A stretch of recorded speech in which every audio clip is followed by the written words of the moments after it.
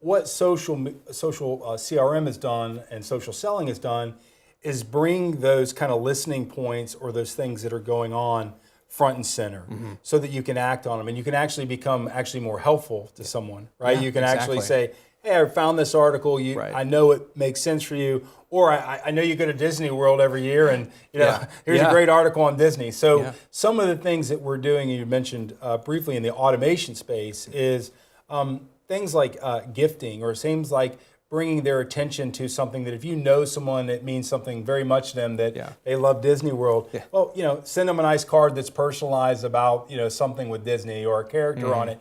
It's about really trying to connect with that person at a human level, and then begin to do business. Right. Yeah. Versus our old, the old cold calling, call, you need it, you need it. Yeah. And you just can't get to those people anymore. So social CRM and social selling is really helping you nurture these relationships or find some type of common ground with an individual to then be able to really see if your products or your services are right for them.